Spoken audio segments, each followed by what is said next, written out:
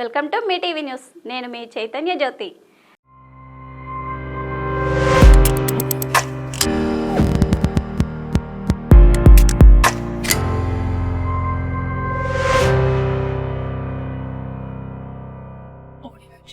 రంగారెడ్డి జిల్లా ఆఫీస్పేట డివిజన్ పరిధిలోని ప్రేమనగర్లో social justice for world human rights committee ఆధ్వర్యంలో ప్రేమ్ నగర్ ముస్లిం సీనియర్ నాయకులు ప్రజల హక్కుల కోసం వాటిని ఎలాగా ఉపయోగించుకోవాలి, నిరుపేదలు దీనిని ఉపయోగించుకోవడానికి ఎవరిని ఆశ్రయించాలనే పద్ధతులు సూచించారు.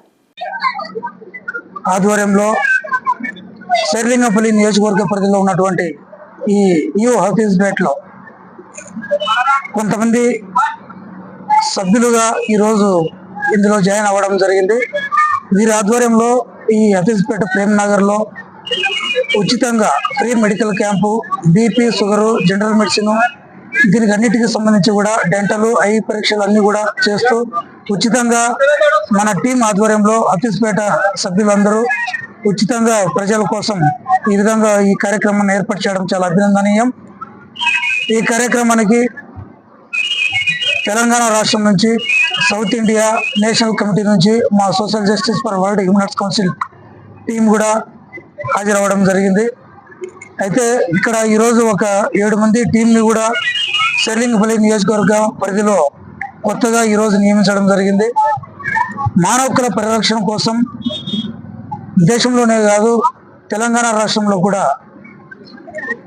ఎంతో మంది పైన దాడులు జరగడం, మైనారిటీల పైన కావచ్చు, దళితుల పైన కావచ్చు, ఎస్సీ ఎస్టీలు కావచ్చు, అణగారిన వర్గాల పైన ఎంతో మంది పైన కూడా ఈ విధంగా దాడులు జరుగుతూ ఉండడం నిత్యం మనం సమాజంలో చూస్తూనే ఉన్నాం.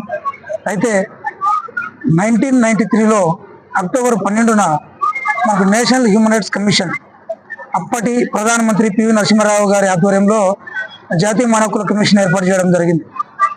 కమిషన్ ఎందుకు ఏర్పాటు చేశారు?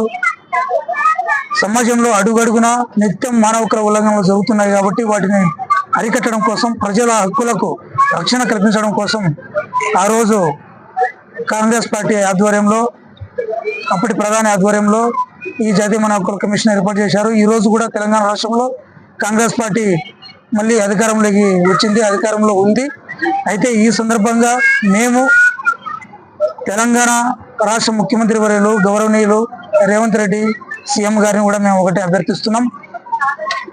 ప్రస్తుతం కాంగ్రెస్ పార్టీ ఆ రోజు కాంగ్రెస్ పార్టీ ఆధ్వర్యంలోనే భారతదేశంలో ఇది మానవ హక్కుల కమిషన్, జాతీయ మానవ హక్కుల కమిషన్ ఏర్పాటైంది.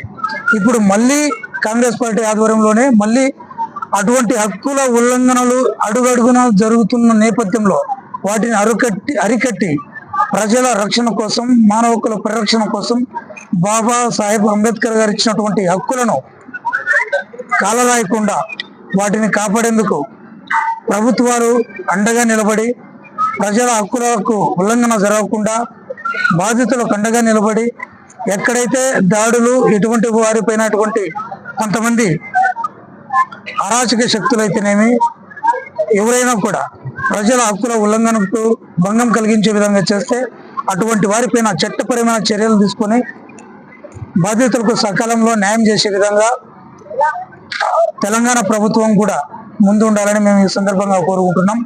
అదేవిధంగా జాతీయ మానవ హక్కుల కమిషన్లో మా social justice for world human rights council తరఫున కూడా బాధితులు ఎవరైనా లిఖితపూర్వకమైనటువంటి ఫిర్యాదులు ఆధారాలతో మాకు సమర్పిస్తే, మాకు అందజేస్తే వాటిని జాతీయ మానవ హక్కుల కమిషన్లో మేము ఫిర్యాదు కంప్లైంట్ వేసి అక్కడ కూడా కేసు రిజిస్టర్ చేయించి బాధితులకు అందరికీ వెంటనే త్వరితగతిన న్యాయం జరిగేందుకు మా వంతుగా మేము కృషి చేస్తామనేసి ఈ సందర్భంగా తెలియజేస్తున్నాం. బాధితులకు ఎల్లవేళలా మా social justice for world human rights council అండగా ఉంటుంది. మేము ఆ విధంగా పనిచేసేందుకు సిద్ధంగా ఉన్నాం. ఎవరైనా సభ్యులుగా జాయిన్ అయిన వాళ్ళకు కూడా మానవ హక్కుల ఈ కమిషన్లో వాళ్ళకు కూడా సభ్యత్వం, మెంబర్షిప్ ఇచ్చి కూడా వాళ్ళను ఈ హక్కుల పరిరక్షణ కోసం అండగా నిలబడేందుకు వాళ్ళను కూడా ముందు పెట్టడం జరుగుతుంది. అలాగే తెలంగాణ ప్రభుత్వం కూడా, ముఖ్యమంత్రి వర్యులు రేవంత్ రెడ్డి గారు కూడా మాకు ఈ విధంగా చట్టానికి, బాధితులకు న్యాయం జరిగే విధంగా అందరికీ అండగా ఉండి సహకరించాలని ఈ సందర్భంగా మరొకసారి మేము అభ్యర్థిస్తున్నాం. ఇక్కడ ఈ అవకాశం ఇచ్చిన ప్రతి ఒక్కరికి కూడా శేర్లింగంపల్లి నియోజకవర్గ ప్రజలకు, ముఖ్యంగా తెలంగాణ రాష్ట్ర ప్రజలకు, హైదరాబాద్ సిటీ ప్రజలకు అందరికీ మరొక్కసారికి ఈ సందర్భంగా కృతజ్ఞతలు తెలియజేసుకుంటూ ముగిస్తున్నాను. గత బీఆర్ఎస్ ప్రభుత్వం ప్రజలు నమ్మించి వంచించి ఓట్లు దండుకొని మోసాల పాలు చేసి గద్దెలు ఎక్కారని టీపీసీసీ అధికార ప్రతినిధి కల్వ సుజాత గుప్తా ఆరోపించారు. ఆదివారం ఆమె ప్రత్యేక ఛాంబర్లో మిటీవీ న్యూస్తో మాట్లాడుతూ తెలంగాణ రాష్ట్ర ప్రజలను నిలువుదోపిడికి గురిచేసి నేడు ఓటమి పాలయ్యారని దుయ్యబట్టారు. ఇప్పటికైనా ఇలాంటి దుశ్చర్యలకు పాల్పడకుండా ఉండాలని హెచ్చరించారు. గచ్చిబౌలి నానక్రామ్ గూడలో ఆదివారం ఏర్పాటు చేసిన సమావేశంలో సీఎం రేవంత్ రెడ్డి మాట్లాడుతూ వచ్చే 25 ఏళ్లలో ప్రపంచం ఎలా ఉండబోతుందో ఆలోచించి 2050 విజన్తో హైదరాబాద్ను అభివృద్ధిపై ప్రణాళికలు సిద్ధం చేస్తున్నట్లు సీఎం రేవంత్ రెడ్డి తెలిపారు. చర్చిపై జరిగిన దాడిని తీవ్రంగా ఖండిస్తున్నామని రంగారెడ్డి జిల్లా చేవెళ్ల నియోజకవర్గంలో జన్వాడ గ్రామంలో మెథడిస్ట్ చర్చిపై జరిగిన దాడిని మంచిర్యాల జిల్లా Kyathanpally municipality pastors prayers fellowship united Christian forum సంఘం తీవ్రంగా ఖండిస్తున్నామన్నారు. ఈ సందర్భంగా సంఘం president, vice president Praveen Kumar Samuel Raju ఆదివారం మాట్లాడుతూ దాడి చేసిన వారిని ముఖ్యమంత్రి అరెస్ట్ చేయాలని డిమాండ్ చేశారు. రంగారెడ్డి జిల్లా చేవెళ్ల నియోజకవర్గంలో జనవాడ పట్టణంలో మెథడిస్ట్ చర్చిపై జరిగిన దాడిని మంచిర్యాల జిల్లా రామకృష్ణపురం పాస్టర్స్ ప్రేయర్ ఫెలోషిప్ మరియు యునైటెడ్ క్రిస్టియన్ ఫోరం వారు ఇటు దాడిని తీవ్రంగా ఖండిస్తున్నాము.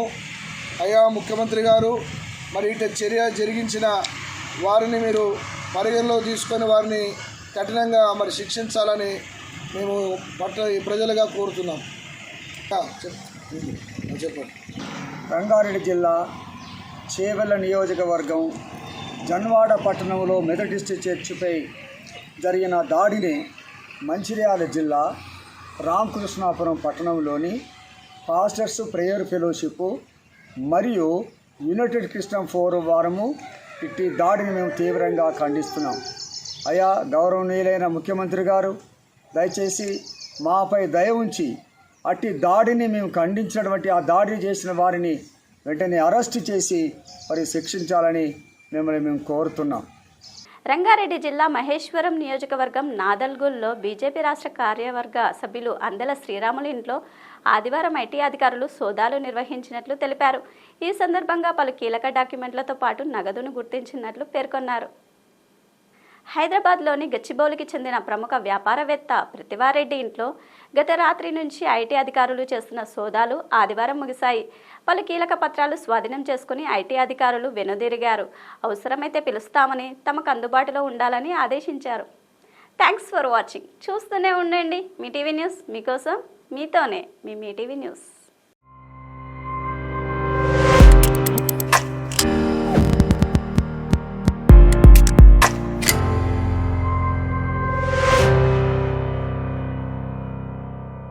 Audio